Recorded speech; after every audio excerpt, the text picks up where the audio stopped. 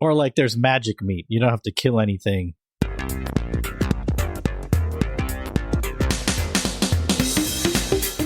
Hello, everyone, and welcome. We are Identities. Group of folks leaning into our progressive Christian imagination. I'm Bonnie. I'm Casey. This is Rajiv. And I'm Jeff. On the first and third Tuesday of every month, we provoke conversation for shifting perspectives on theology and culture. Thank you for joining us. This week, we are continuing our conversation on beyond the binary of deconstruction and reconstruction. And last time we heard from Debbie Glander and a little bit about our own stories of waking up and what that was like for us, the alarms that went off that indicated to us that something's just not right and we needed to make a change. And this week, we're going to kind of explore that a little more deeply. We're going to talk about what happens right after. When you wake up and sort of that shame rushes in, like all kinds of shame, the shame around the fact that you were there in the first place. And like, why did it take so long to figure this stuff out? How did you let people do these things to you? So it's like the other side of the shame that we experience, the shame that we might have experienced as a result of these high control environments, we experience as a result of staying in these high control environments or allowing people to harm us or the environment to harm us in the ways that it did. Sometimes it causes us to be sort of judgy and to kind of live in the realm of, I'll just burn it all down, but burn down anybody else who might also have anything to do with it. So we're gonna explore that a little bit today. We'll do it as gently as we can and also as authentically as we can. So I'm looking forward to this conversation. So whoever wants to help us get started, what do you remember about that experience in your own journey? Well, I think that saying hurt people is really relevant for this. Thinking back to that time when I was when I was acting out, I can say that about myself now. It was awful. I was a terrible person. I was terrible to my friends, family. It was just miserable because it was just all overwhelming. I felt stupid, betrayed, and really sunk into anger and bitterness. So yeah, I was dangerous. I think when we have these sorts of awakenings, we can be as zealous on the opposite end of the spectrum as we were when we were fundamentalists or evangelicals, right? That we want to tell everyone what pain this caused us, how hurt we are, and like Rajiv was saying, we want to sort of make other people feel the way that we're feeling. That also is not a healthy tool. I heard someone once say, speak from your scars, not your wounds. And when you are in that festering place, it's almost like you want everyone to bear witness to your wounds. In some ways, it's really not helpful, actually, because you're turning people off. In fact, it's almost like what you are projecting is exactly what's going to happen, right? If you are continuing to be so deeply angry, people will stop listening to you. And then you go into this spiral of nobody's listening. Nobody cares to what has happened to me. Why can't you see? Why can't you experience it? I know I was there for sure. Yeah. When we were planning out these conversations, Bonnie, and we talked about this particular conversation, one of the terms you threw out was becoming less dangerous. And I'm still sitting with that. I think it's so important because, going back to what I said on our last episode, that idea of like being this empty vessel and just filling it with something new, that doesn't change our posture and the way that we approach stuff. And I think that, people in the deconstruction space, I don't know what we call it, deconstruction, post-evangelical, ex-evangelical, whatever we want to call this space, there's a lot of theobrogans, right? That's the term that the kids are using with this.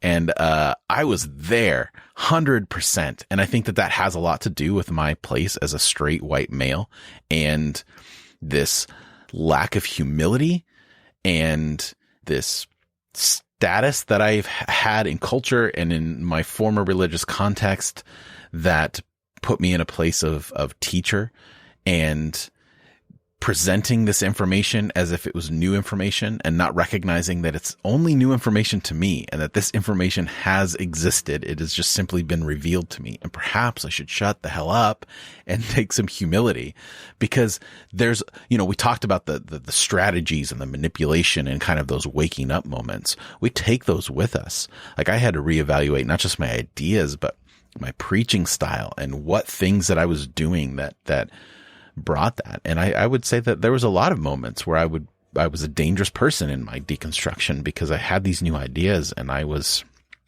a child of God. I was a bearer of the truth, and I needed to come and tell everyone this new way and change and fix everything. And that's not to say that Reformation in the organizations that we're in isn't a part of that, but it's a big part in this being less dangerous, is just learning to listen. And not just know these new ideas, but, sit at the feet of people who have lived these ideas.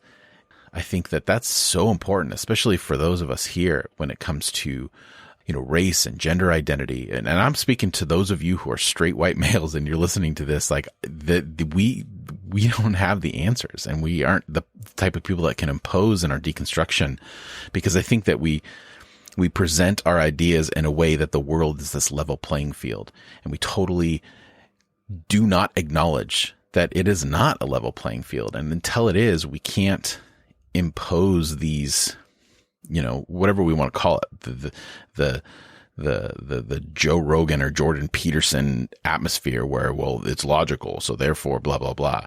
I think a lot of people, I equate the white theologian to Thanos, right? Thanos logically was correct. You snap your fingers, the world's overpopulated, you get rid of half the people, and it's solved. Logically, that makes sense. But that's being a big, purple in the galaxy. You could go the opposite direction. Perhaps just as logical is, well, hey, maybe I'll just double the resources and I'll go the other direction, and then no one has to die. So I think that when we don't have humility and compassion in our deconstruction, then we can easily justify horrible things. And we see it happen all the time to varying degrees. Yeah, I really appreciate what you just said, Jeff, because I think that's so true. And each of us has learned within these high control environments what to do with these overwhelming feelings.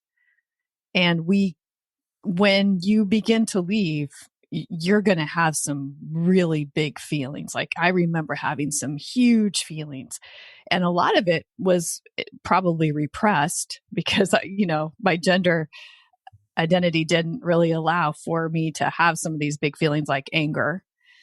And so when it bubbled up, it was a force that I wanted to direct it at anybody around me, just as a way to, I just didn't even know what to do with it.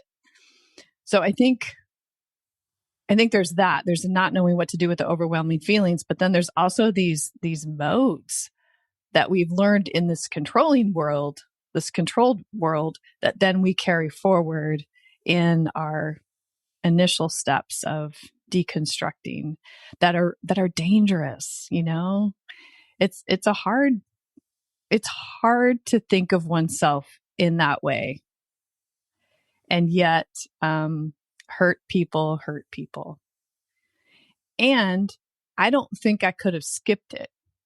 Like, I'm not sure that I could have skipped that period of time where I felt a lot of bitterness, because I needed to express that repressed rage. And it had been repressed for so long, I didn't even know that it was in there until I started to experience the freedom to express it. So the question is not always about how do you circumvent it, but how do you do it? How do you express your emotions without harming others in the process? Well, I think you're absolutely right, Bonnie. And one of the things that is really helpful is some simple introductory language.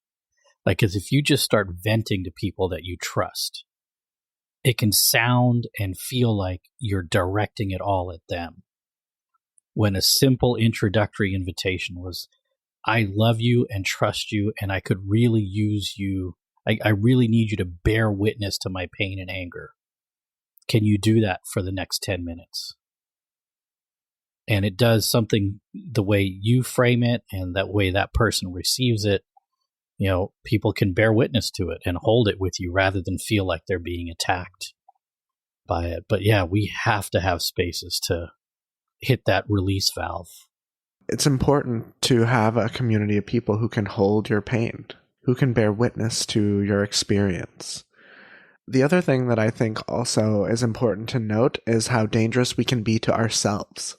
So it's not just that we are dangerous to others with our sort of lashing out and our aggression, but it's how we might return to ourselves, our self-talk, our behaviors. You know, if you have lived in a high control environment for so long, you are going to want to lash out and live a very different life than you had lived before. And it might put you in situations that you never would have imagined yourself in. And if you don't have guides to walk alongside of you as you navigate some of these new ways of being in the world, it can become dangerous. It really can. And I think so that, again, just speaks to the importance of community. You know, I think of just growing up as a young gay man and the older gay siblings that I had that were able to, you know, teach me how to be safe in queer spaces, in gay bars. You never leave your drink alone. You always make sure you let people know where you're going at the end of the evening. You don't just go home with someone without telling somebody the name and address of where you're going. But when you have been locked up and not had these freedoms for so long, you just think you can go out. The movies are fine. You know, everything you've learned in a movie is fine. And it's not true. And so that's just one example, and I'm sure you all can share of other examples. But I know for me, the importance of having guides and community to walk me through what it means to be a free person, what it means to be a liberated gay person, having beloved community around me to process my pain and to still hold me accountable. I mean, I think that is one of the most important things that for so many of us, we don't want accountability because we think accountability means shame and rejection. That's not what it means. It's love in action. It's reminding you of your values and what is important to you. So I'll leave it there, and I'd love to hear from some of you about that. Yeah, that's so great, Casey. Thank you, because you're absolutely right. Because what's necessary is to learn completely new forms of accountability. Like that, the definition of that word has to change. And also a different definition for community, you know, because if you're coming, especially if you're a young person and you are waking up, then you've likely led a rather deceptive life in the process of waking up. And there maybe are people around you that you don't trust enough to actually tell, here's what I'm experimenting with. Here are the doubts I'm having. Here are the questions that I'm following. So it's hard to believe that there are people out there who actually will hold that with you, because you don't know anyone who will hold that with you. Yeah, the whole process of becoming less dangerous or recognizing our danger to ourselves or others is to change the definition of those words, community and accountability. And that in and of itself is really, it's really challenging, because for me, all I could feel is shame and anger. That's all I could feel. Like the shell of myself, that's what it filled with.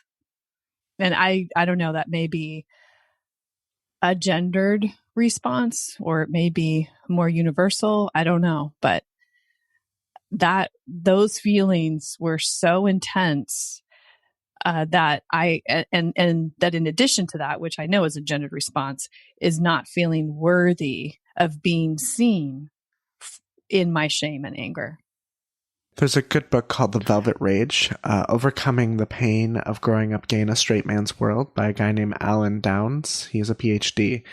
And he talks a lot about just coming out, like the moment of noticing there's a difference between you and your family, right? So for me, it was playing t-ball, or even like playing flag football. Maybe you've heard me tell this story of like, the only reason I played flag football was because I could get a piano.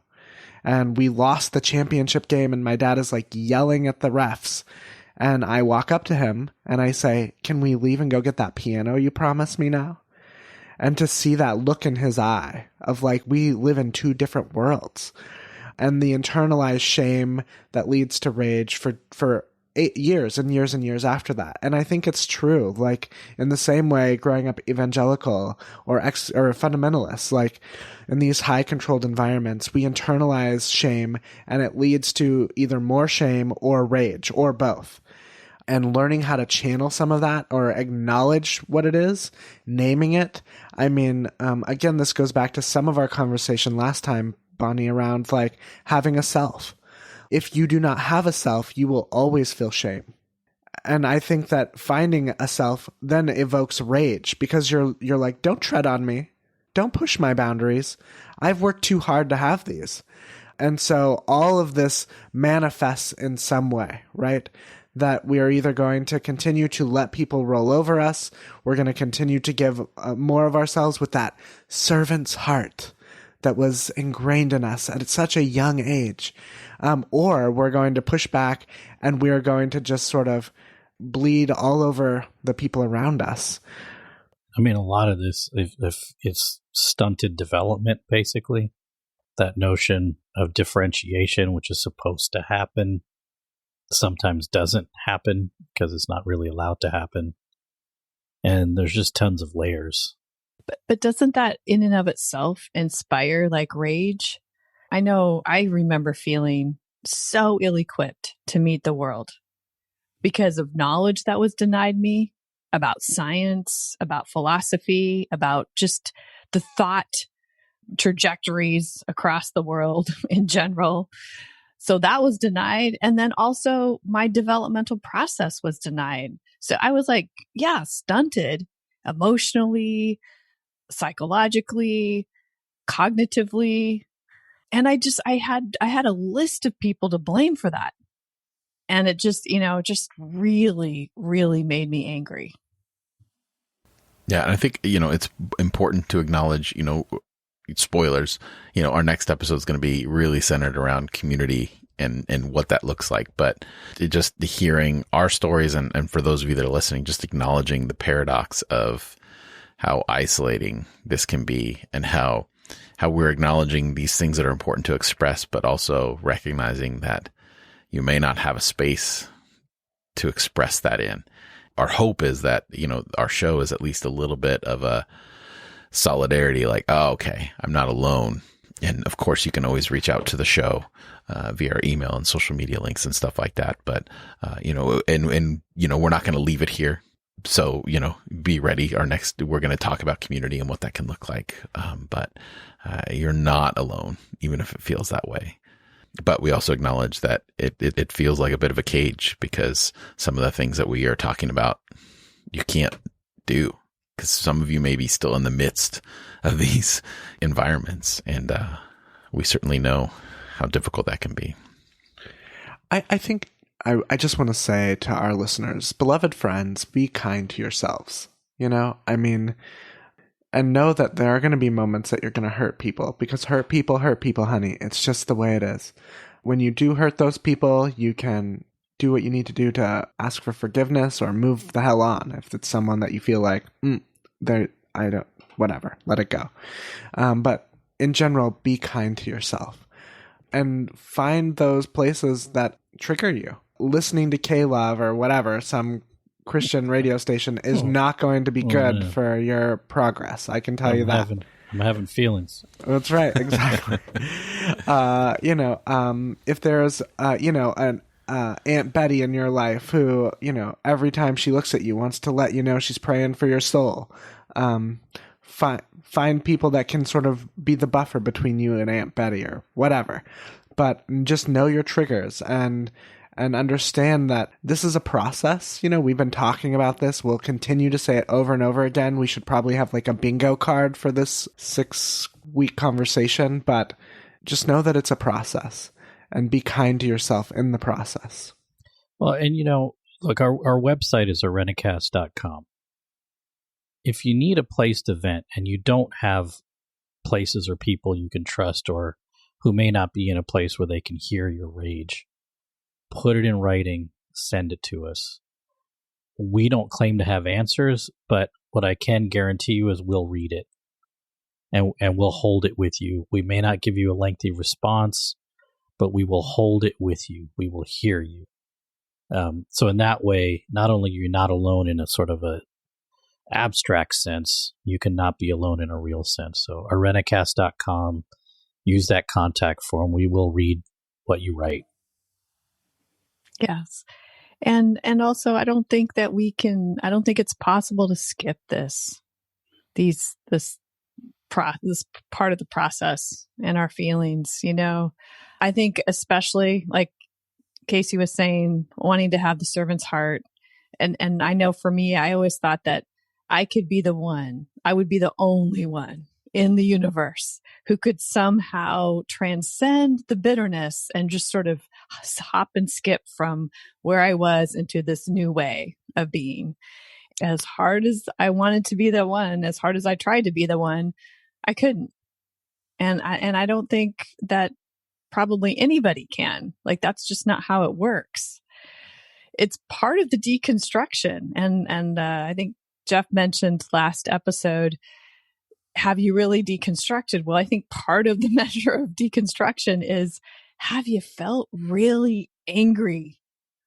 Have you wanted to just, set everything on fire? And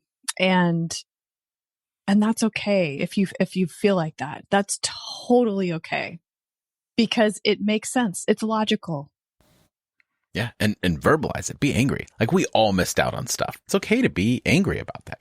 Like, when I was 21 and most of the people I know, they were, going to a bar, having fun, going to parties and stuff like that. I was in charge of a huge youth group at a borderline mega church. I was just trying to like get through the next service and all that kind of stuff because it felt like that's what I had to do. And, I don't want to be too cliche in that we all missed out on the fun party stuff and all that kind of stuff, because that's not the only thing we missed out on. But if you missed out on it, acknowledge that, be upset about it, like feel that. Because, part of this whole process and this binary that we're trying to get rid of is that these things are going to come and go.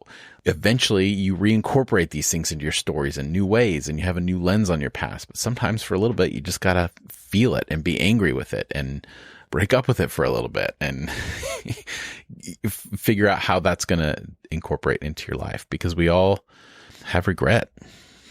Do you remember what we're just for the sake of revisiting ourselves and maybe helping others to revisit their own experience? Do you remember some of those first triggers? Or even what are some lingering ones? That's another part of the question. The language. The language for me. Yeah. Say more about that. Well, if God brought you to it, God will see you through it. Right? Or the platitudes. Mm-hmm. Yeah, all of those, right? I mean, all of that stuff that simplifies the complexity of our living. I can't with any of that stuff. It simplifies the suffering of others, of my suffering. It diminishes the real pain of people's lived experience, and it tells us that we should find meaning in our pain. Only we can do that. Nobody should get to do that for us. I can feel myself right now being triggered by that, that sense of, well, it's all, if God wills it, everything happens for a reason. I don't believe that. I tell people when they say that in church, I have people in my church who will say, well, Pastor, everything happens for a reason. And I say, well, things happen and we get to make meaning out of them. That's what I say. We get to decide what the meaning is. Not that they happen, that we are going to justify people's bad behavior towards us, or we are going to explain away a child with cancer. I refuse to go to a place of saying that everything happens for a reason. I think It happens. Life happens. It's hard. And out of those things happening, we have the ability to either bring them into our consciousness and form meaning around them, or we can say, that just really sucked, and leave it there. I'm with you on there, Casey. Anytime someone, someone's talking about all the good things in their life and they say that they're grateful, I love that. But if they use the word blessed, it's automatically, I just have this very specific picture of who this person is. And I'm like, I'm done with you because I know what that means. I know what you're saying. I know what you're insinuating by saying that you're blessed. And it's just like, yeah, the language, it kills me. Is that the hashtag for the episode? Hashtag blessed.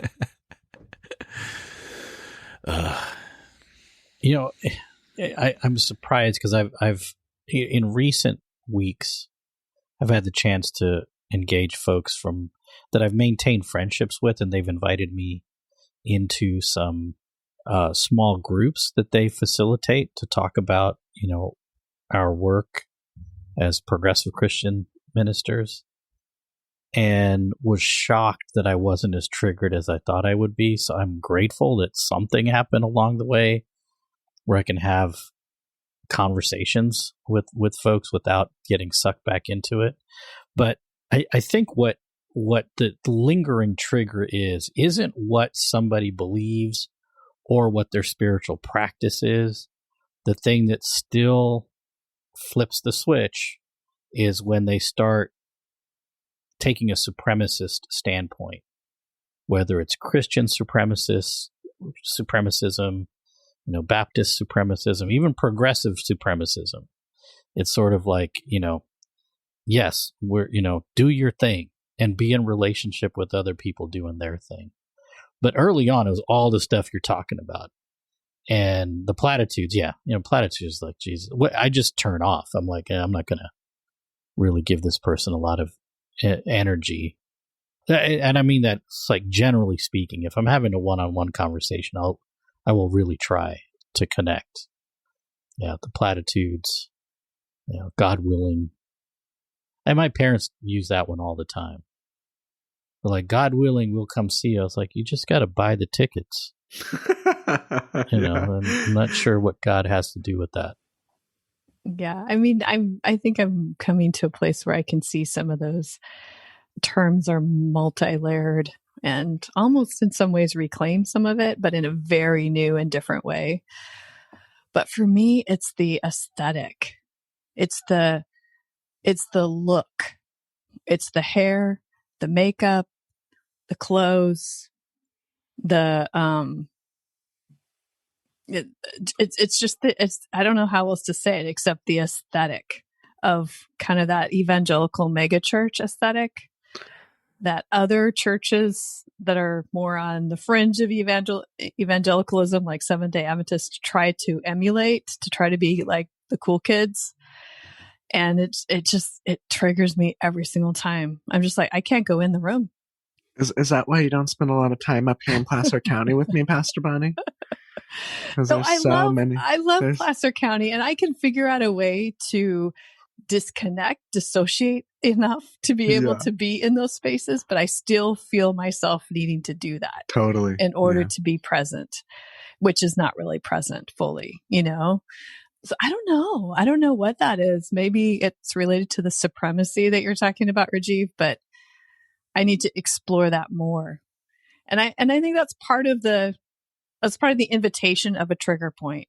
And sometimes triggers are so overwhelming because we're taught not to have them, that if God lives in you, you don't have them.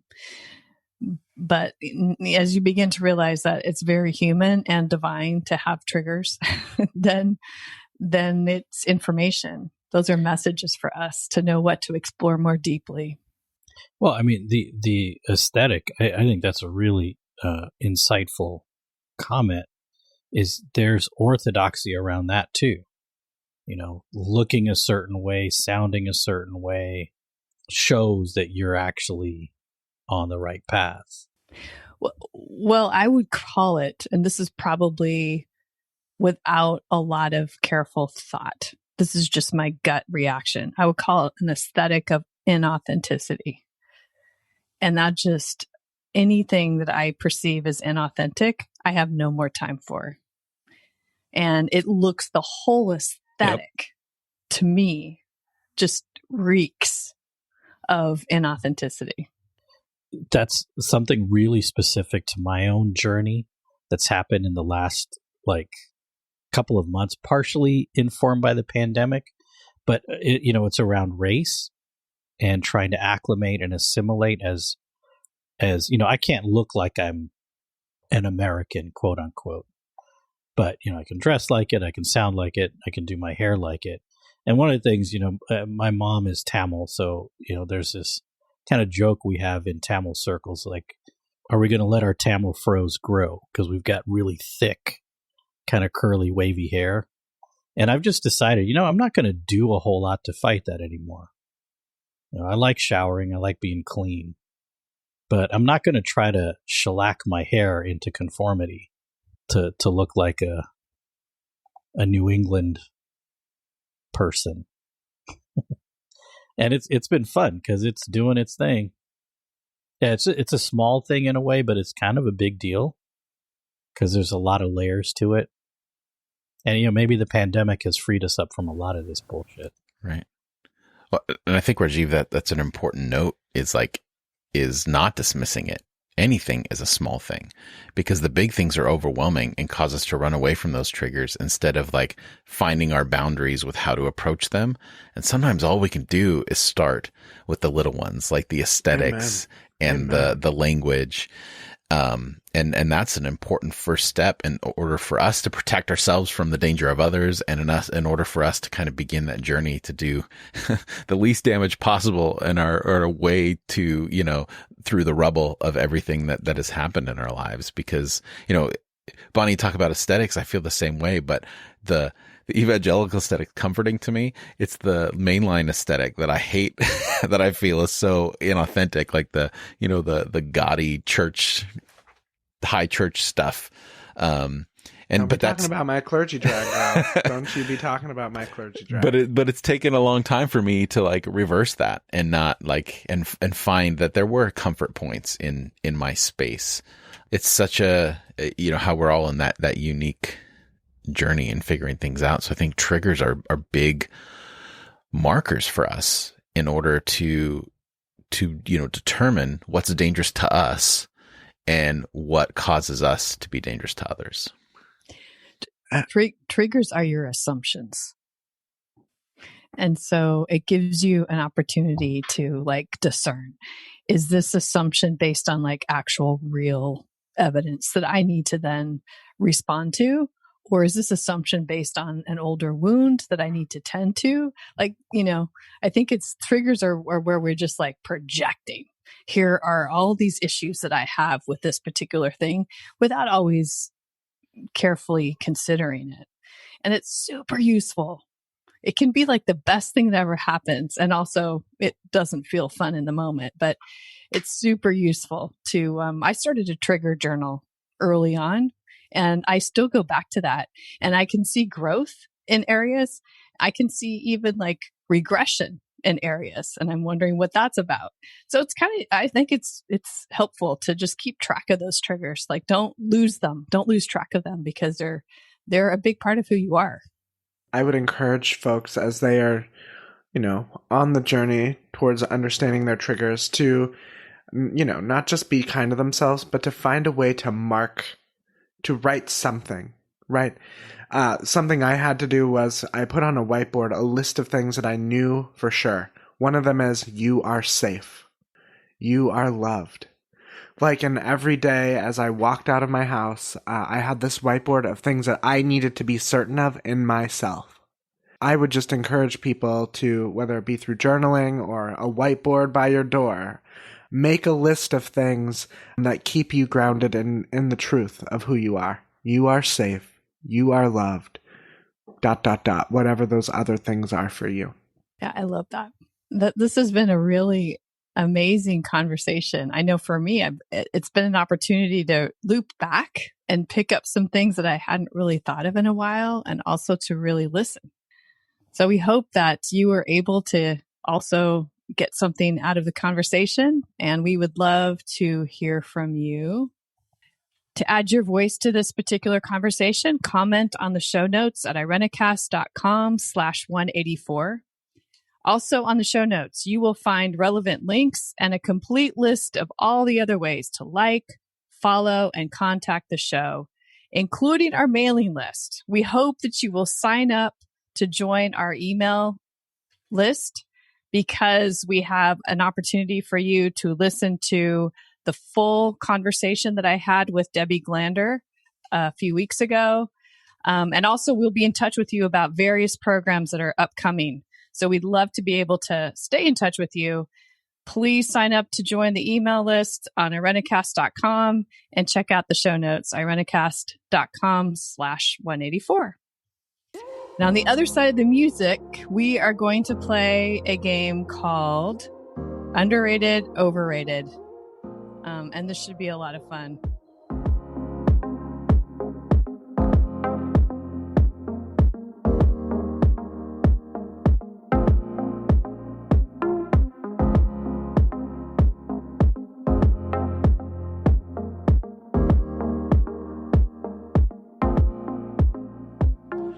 Welcome back. We're excited that you are still here, that you've stuck around to hear us play a game that we've played before. It was a lot of fun in the past. We're expecting it to be fun again today, called Underrated, Overrated. Each of us will come up with something, some random idea or thing, and the rest of us will decide, or we'll tell whether or not we think it's underrated or overrated. So who would like to go first? I'll go first. You know, we are all from Northern California. I think in general, Californians think that they don't just live on the West Coast, but they live on the best coast. And we take a lot of pride in our supreme burger here in Northern California, well, California in general, which is In-N-Out. And so I'm curious to know whether you all think that In-N-Out is underrated or overrated. This is a good one, Casey. This is very good. Because I'm sure there are... This might be... We might lose listeners for this, but... It's overrated. I love In-N-Out Burger. Absolutely love them. But the craze over them that I see from time to time is just like, no, it's a burger. Rajiv, I'm with you.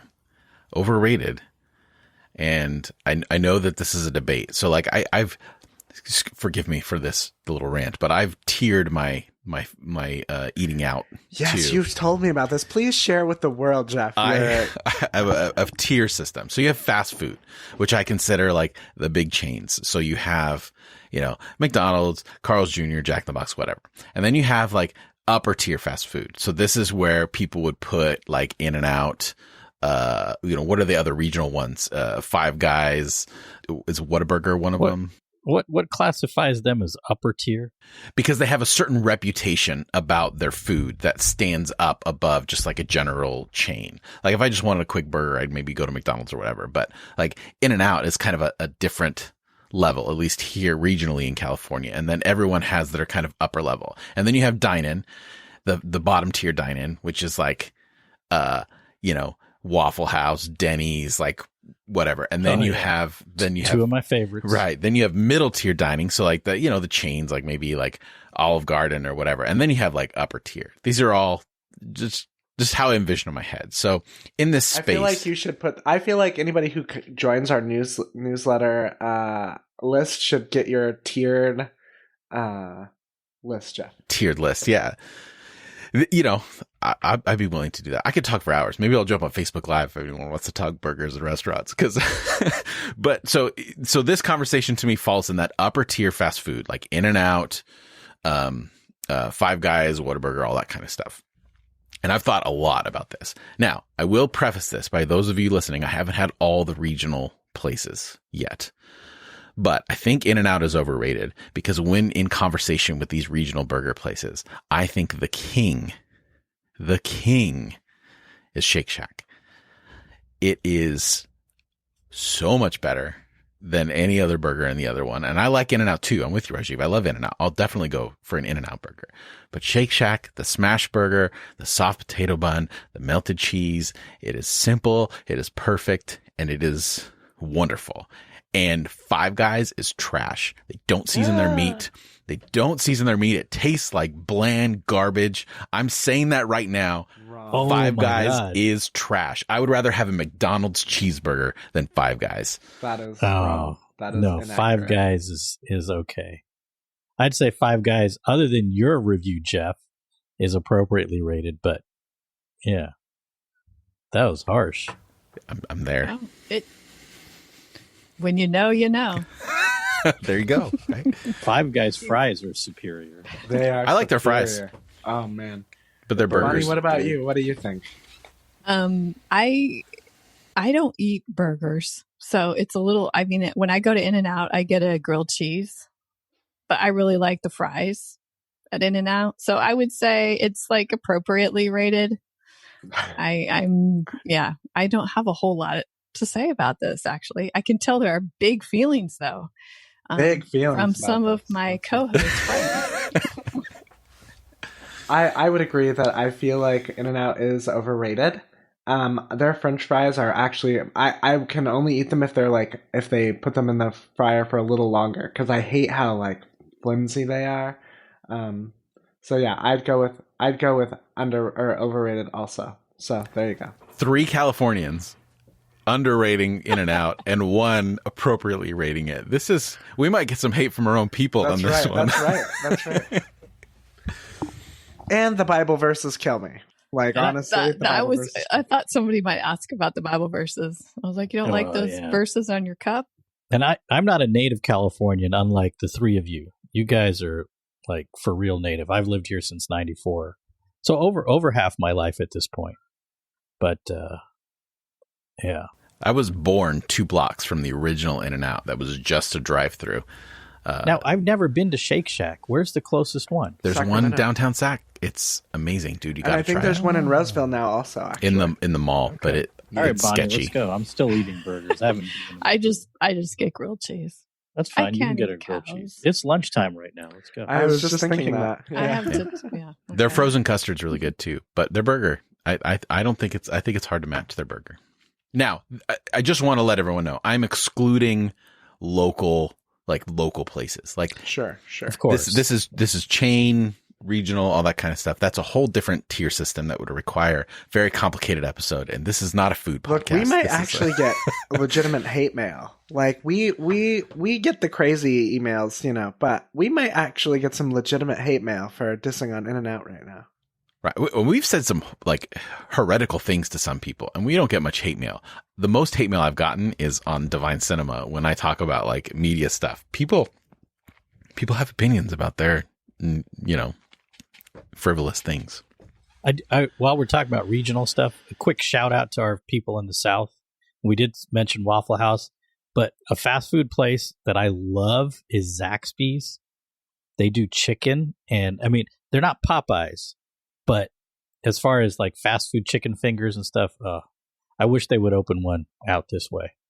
And those who are listening who might be out of the country, we would love to know what are the restaurants, the In-N-Out restaurants in your neck of the woods. Yeah, what is underrated and overrated near you? And to our Australian and New Zealand people, I've heard that their kangaroo burgers are a thing. Is that for real? I have had kangaroo in Perth, Australia, and it was delicious. Oh. Yes, it sure was. Yeah. I'm not sure how I feel about that. Definitely a veggie burger if I was in Australia.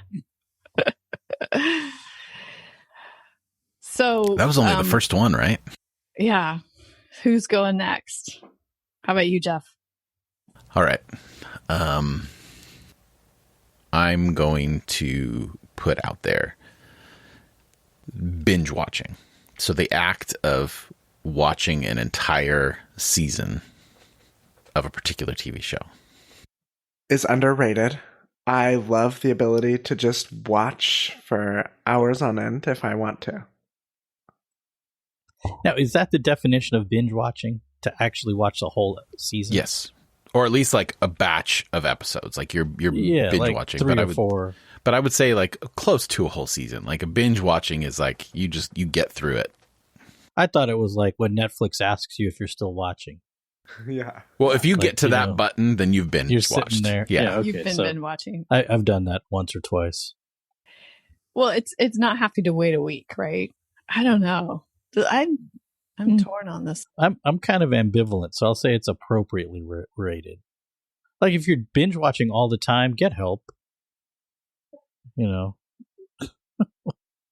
No shame, if you've listeners. No shame. And if you've never been watched, give it a try. Well, one of the things I like to do is like I'll wait a few weeks. Like David Makes Man has just started back up on OWN, and I loved the first season. And so now we're into the second season, and so I've waited 4 weeks so that I can watch, 4 episodes at a time. I really like doing that. I think it's overrated. I think it's overrated mainly because I always love that idea of watching simultaneously with others. Like The Handmaid's Tale, you can binge watch, I guess, because you could wait and binge watch. But for me, it's like, when is it on? Well, it's on Tuesday when the first episode drops, and that's just when I watch it. Like I set my time to watch it. Yeah. So, yeah, I think it's overrated. I'm with you, Bonnie. I'm going to say overrated as well. Like there's certain things I like to binge, but and you would ask me 2 years ago, I would have been like, no, it's totally underrated. It's the best thing in the world. But when they dropped Mandalorian on Disney Plus and they just did one a week, I was like, what are they doing? But, and this is going to sound silly, but it was I watched the episode and they had, Baby Yoda or Grogu at the end and all that kind of stuff. So I was like, oh, my girl's got to watch this. So we watched the first episode together. And then we found this YouTube channel that gives like Easter eggs and backstory for all the other stuff. And then we watched that video. And now for every Disney Plus show, Marvel and Star Wars, we watch an episode. We will then go immediately to YouTube and then we watch the Easter egg video and then we talk about it like all week, like theories on what's going to happen. And it has been like some of the funnest, most like enriching, like hangout with my kids ever. Cause we just nerd out on this all week and we anticipate what's going to happen next and we speculate.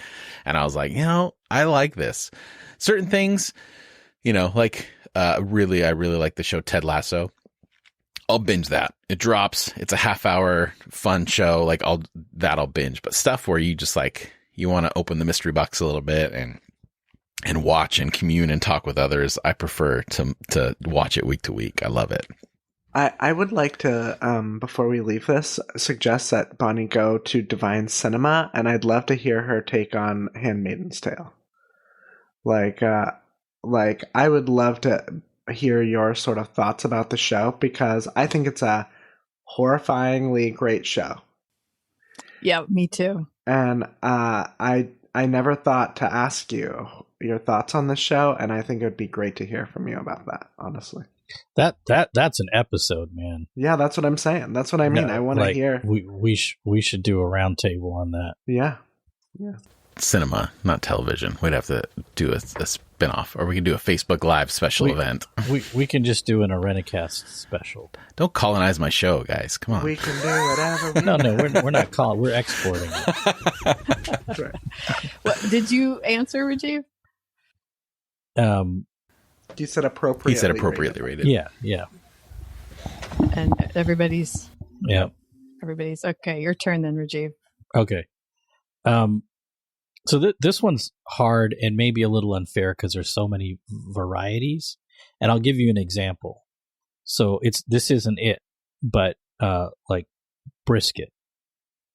So I'm a big fan of brisket. The best I've ever had, literally. He's one of my closest friends. He's a co-host on the show.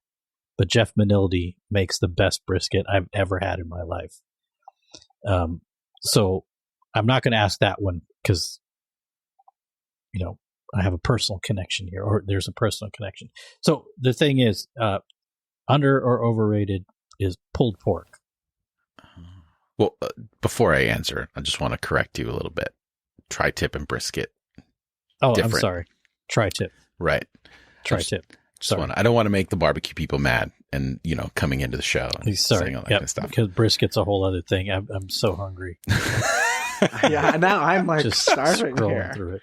Yeah, it's tri-tip. My bad, Jeff.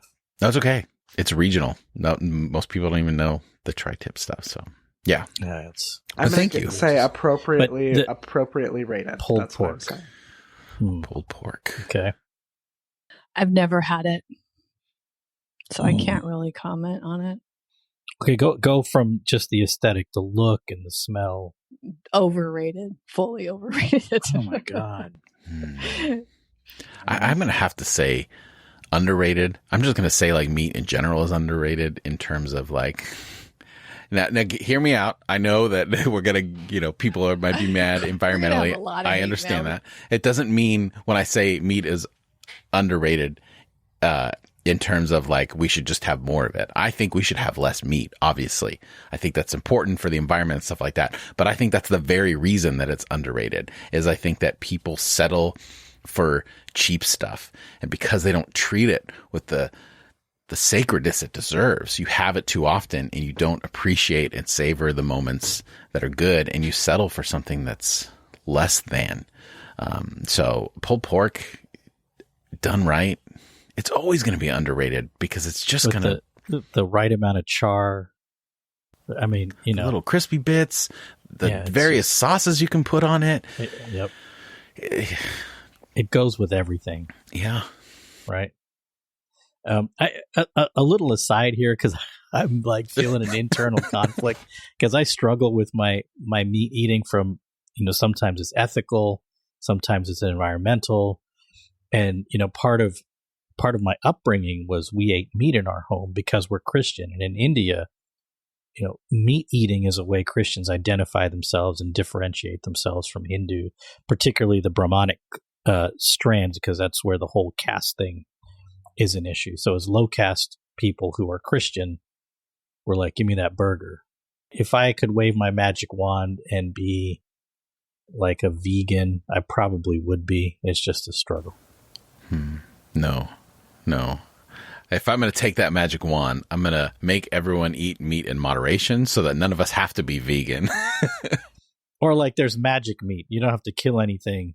Right. I'm fine with printed meat, 3D printed meat. If they figure that out, totally. I'm down with that. Like, I'm 100% down with it.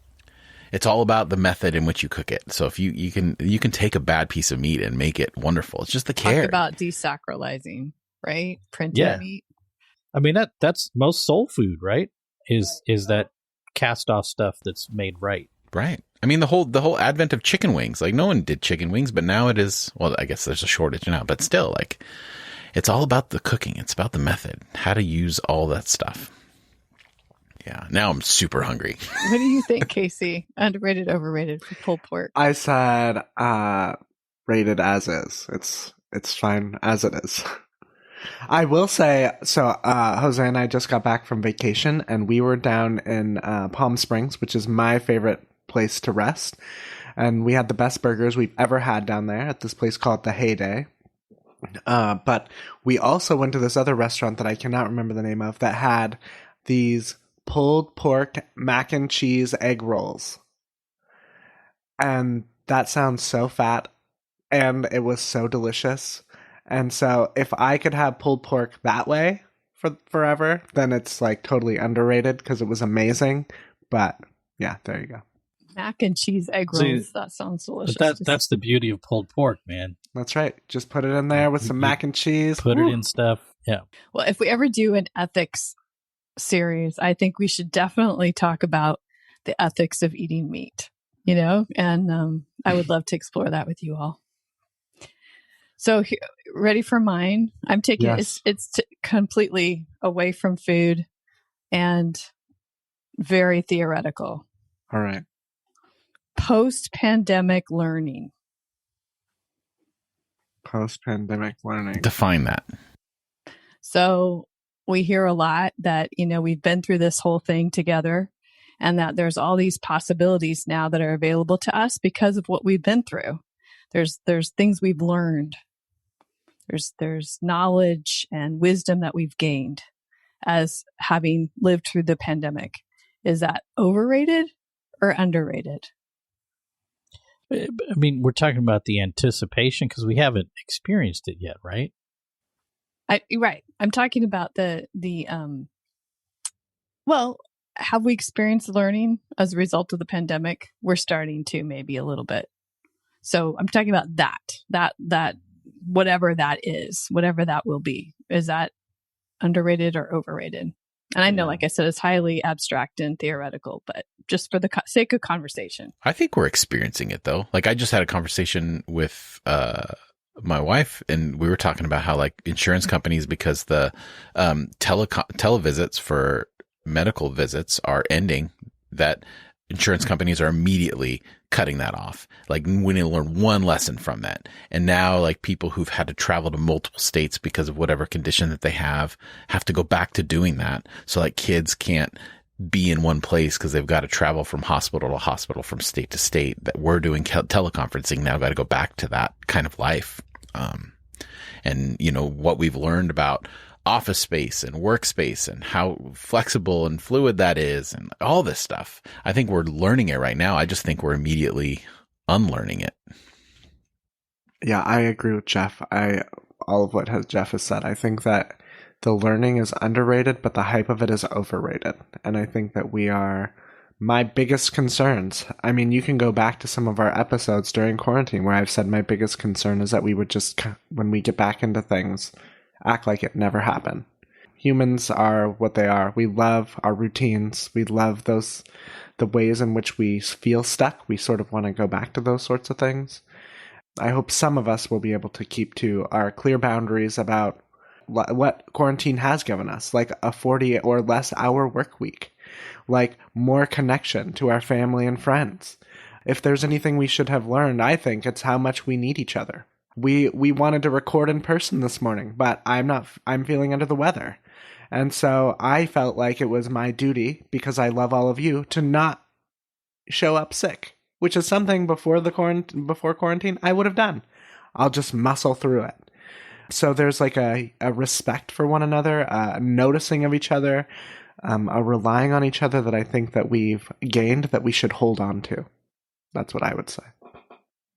So I think the potential for learning in relation to this pandemic can never be overrated, because it's really one of the richest opportunities that we've had as a human species. But I'm with Jeff. I think we're going to pick it up.